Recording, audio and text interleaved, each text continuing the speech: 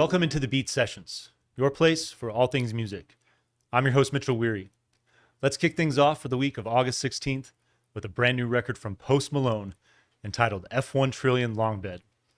This is studio album number 6 for Post Malone, his follow-up to 2023's Austin, and this is his first foray into country music. Apple Music points out that there's a tweet, it's almost about a decade old now. It came out it's like a few months after he released White Iverson. He says that when I turn 30, I want to become a country music artist. He's 29 now, jumped the gun a little bit, but I think that this crossover, this transition, if you've been following the guy since day one, makes sense, and it's something that we've all seen coming for a while. His early records, they're labeled as hip hop. I would argue, no, they're not. This is a guy that has always been a pop artist. There might be hip hop influences in that music for sure, no doubt. Ton of guest appearances from hip hop artists. But I'd argue that that was all pop music. And, you know, that influences so much. Rock and roll, country music, it's always there. I would argue that, you know, people give pop this negative connotation, and I would disagree. I think that when you hear really good music, it's because it is poppy, it's catchy, it's got that punch, it's well done, well produced, and it just hits you in all the right ways. His early stuff, though, this image of Post Malone, I feel that it's been wonderful watching this man's trajectory growing up, becoming a family man. No doubt it saved him. There was massive concern right around COVID about his health. And, you know, I think a lot of people are probably even amazed that he is still here. It felt like it was getting that bad for him. And it felt like creatively the turn that he's taken, very drastic turn now at this point, was all about growing up and finding himself. And I think that the one opportunity missed here maybe is he should start going by Austin Post. You know, he just recently collaborated with Taylor Swift. I think that's a great idea. He's done like the opposite of her, right? Started off pop, now he's gone country. I think her brilliance lies in that, you know, talking about the influence of pop and everything that she's done. I think that Eras Tour is overdoing what she's done. I mean, conceptually, I guess it's cool, but I think that with her catalog, she could still sit down and play any collection of music from any of those records, and it would make sense to her fans. I don't think any of her fan base would be put off by, you know, throwing together any random collection of songs from, I think she's got like 11 records now. I don't think Post Malone has that luxury. I think going by Austin Post for this record would have been a good move. I don't think that he's necessarily going to have that luck with the crossover as far as his fan base. Who even knows if it's interesting. I want you guys to comment on this. Who even knows if he's going to go back to performing that early music? I haven't seen him ever. I haven't seen him recently. So if you have, you know, I'd be curious to know what a show is like, what kind of music he's featuring.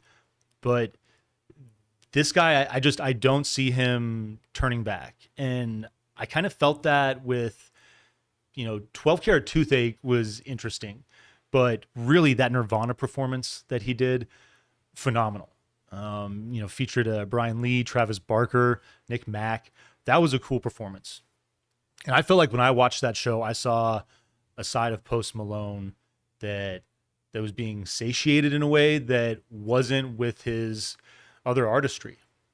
And so that, amongst many other things, this is a guy that he's called Subterranean Homesick Blues the original hip hop song. That's kind of a bold statement, but you read a little bit about the guy, his mother and his father, very, you know, diverse musical background that they opened him up to. I believe his father was a DJ too, but he talks about how his parents opened him up to everything, rock and roll, hip hop, country music. It all played in the house, and you can see it all playing out in this man's catalog. And I think it's great. I think that, you know, there was a couple of things about this record when I was first looking at the track list that made me chuckle. You know, it looks like with all of these guest appearances, with all these collaborations, that, a number of people are carrying the load, so to speak. And maybe some people will argue that, but I would disagree. I think that even going back to his early stuff, when you're listening to Post Malone, he's got such a signature feel to his artistry. I think that's one of the things that he does remarkably well. His propensity for the hook and his ability for his music to really reflect his personality, whether it's hip hop driven or rock and roll or country or whatever he decides to do in the future. And so these tracks, you feel his energy, you feel his artistry, but you also feel a number of very influential and some, not very well known, but I would argue influential still, artists basically like guiding him and just steering him in the right direction, like country music Sherpas, so to speak, just kind of taking his hand and showing him the ropes. And I believe he admitted too that this is something that it's a bit out of his wheelhouse as far as writing an album. Spent time in Nashville, working with everybody.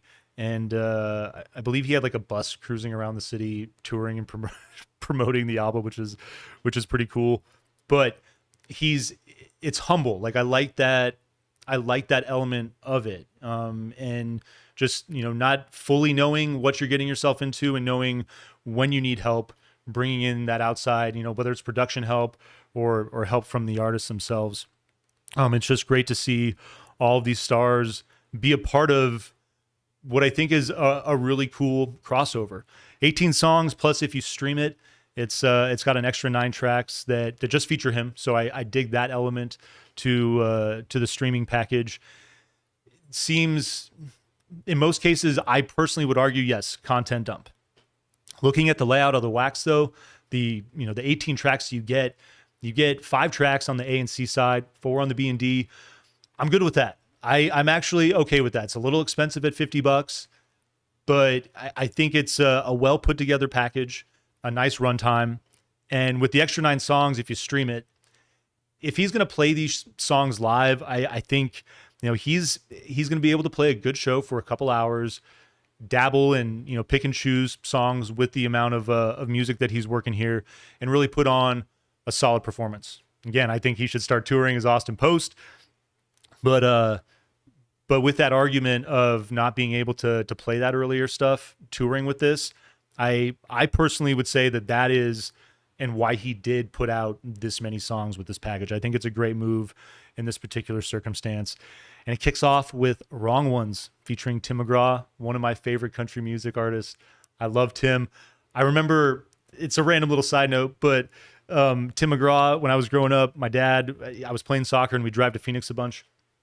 And one of his early tapes just stuck in my dad's tape deck, and we listened to that thing solid for like 2 years.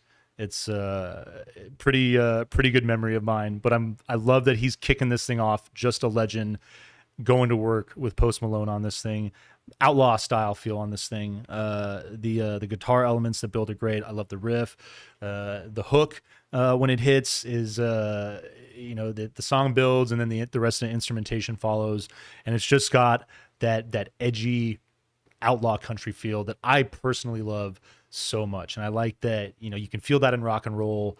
It's a crossover genre feel, I feel like, and it's a good way to open. Finer Things featuring Hank Williams Jr., another big gun, blues-driven country on this track. Pop-style riff, though, and vocal to open. It's a good contrast. The drums and the bass hit to drive on this thing. Another great hook. Really like the solo work that I play on this song. I Had Some Help featuring Morgan Wallen. You got just 2 powerhouses. Why not? And it makes sense to, kick this thing off, the lead single. I believe it's got like 500 million streams already in maybe 5 months or something like that. Pretty crazy, but it's a dope song. It's got this arpeggiated acoustic riff, that light pop country feel that I think Morgan's really done a fine job of honing in on and perfecting. You get a nice little element of pedal steel that's at work there, and then a lot of songs on this record. It's I just love the sound of that instrument. Chorus brings a nice little punch. I like the way that picks things up. Pour Me a Drink featuring Blake Shelton, another country legend. Mid-tempo, everything right out the gate, acoustic, electric guitar, you get those steel pedal layers again.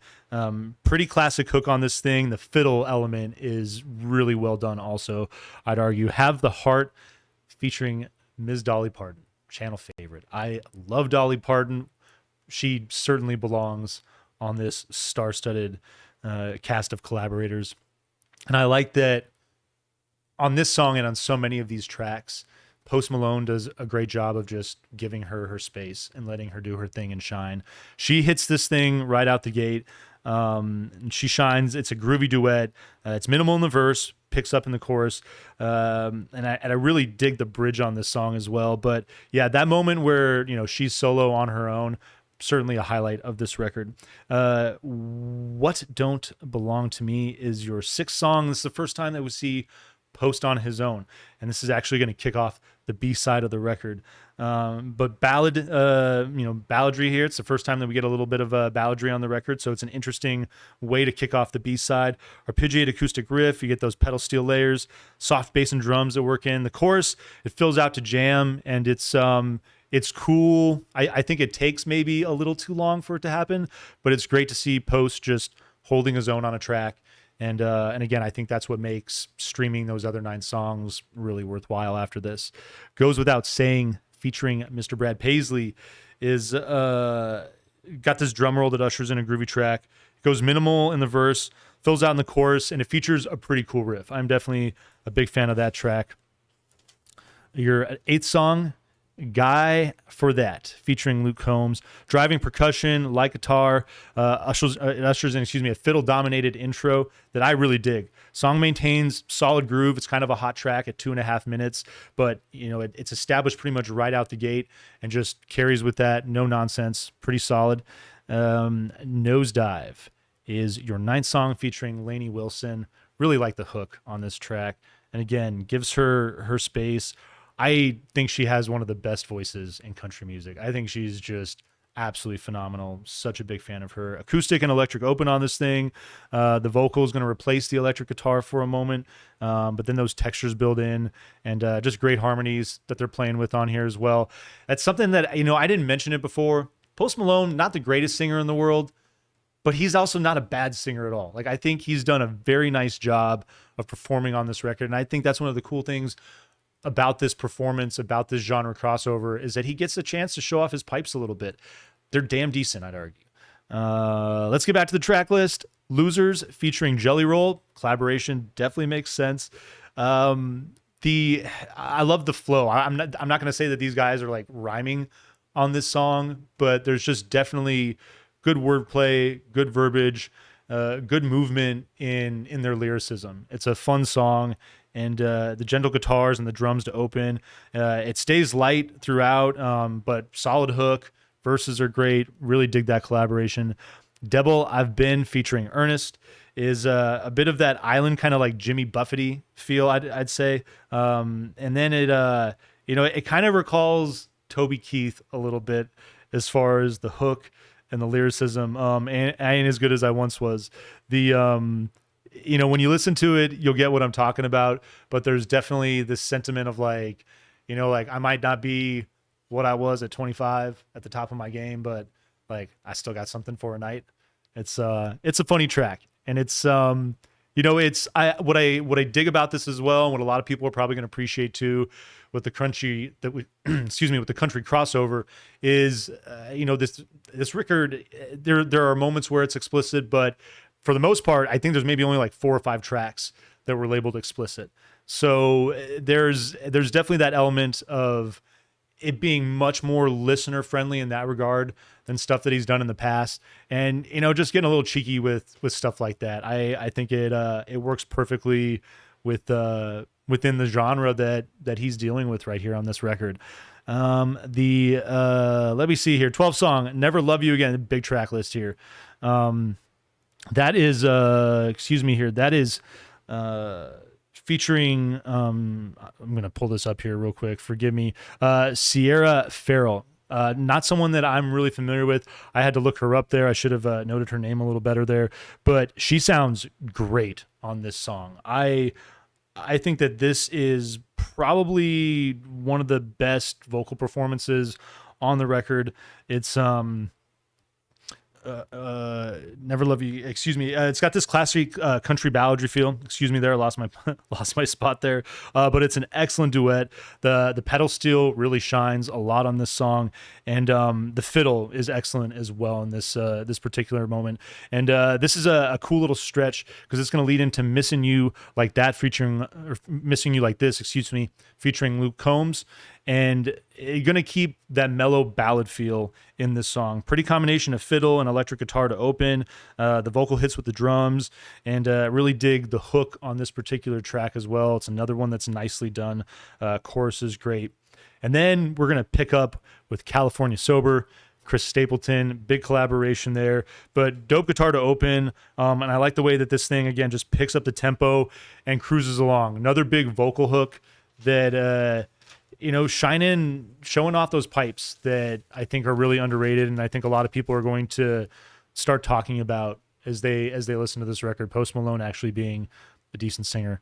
Hide My Gun featuring Hardy. Dig this collaboration, mellow electric riff to open, back to that kind of island country feel, but it's got more personality than that. It's definitely a little more edgy. And then there's a simple riff that really complements the track nice. It's a solid track and keeps I just think the flow of this record to, being a little long, but, we talked about the reasons why I think that's appropriate in this particular situation. I think it keeps you engaged still, even with this many tracks, even with the runtime. Right About You, we're getting Post solo on his own once again, hits with this bluegrass feel. It feels a bit autobiographical as well when you read along with the lyrics. It's bright and catchy, and it's I like, coming towards the back end of the album, this reflection that he has, and again, talking about this guy growing up and where he's at personally in his life. This song feels like a guy that is that's thankful for where he's at and for where life has taken him. And, to his credit, a lot of that is based on his decision making and the changes that he's made in his own life. MEXICO featuring Billy Strings. This is such a dope collaboration. I think this is my favorite song on this record. It comes out just ripping with this honky tonk feel. I love the hook. It is fantastic. It's a great penultimate track. Definitely my favorite. I don't know, Billy Strings, I'm not super familiar with him, but looking him up and listening to some of his music and then seeing what he did with Post on this track. And I think this is an example of Post really demonstrating what he brings to the table and what he knows. Not just bringing aboard a bunch of big guns, a bunch of big name people that will draw listeners, but also showing that, again, he's a listener of country music and that, he knows what's going on pretty much across the board. And your final track, Yours, very cute, sentimental song to his daughter, gentle slide guitar. It basically imagines her on her wedding day and the difficulties that fathers have. I don't know, call it the emotional, the emotional amalgamation of feelings that come with giving your daughter away. Obviously you're happy, but you're losing your baby, et cetera, et cetera. It explores all these different emotions that he thankfully is a long way from having to deal with. His daughter's pretty young. But this record, it is really a fine effort. Great country music here. There's nothing that I would argue is super groundbreaking or that is going to be genre defining or that is really going to, shake the bones of country music to its core. But I think that Post Malone is a guy that is, as his career goes on, I think he's going to always make quality music. And what you see here are a number of very well-respected artists, well-venerated artists, welcoming him aboard and collaborating with him. And I would say that the next record, if he takes this route, I would like to see him just do his own thing and put himself out there and be more adventurous. But I think that there's so much given his first effort in this genre that this makes sense. I'm giving this thing a 7.7 out of 10. I'm buying the vinyl, spending the money. It's a please, and I think it's worth it. And I hope you find it to be worth it as well. Enjoy this record. And please like this video, share it, subscribe to the channel, do all the things to help me blow this project up in 2024. And stay tuned throughout the week for more album reviews. We will see you next time on the Beat Sessions.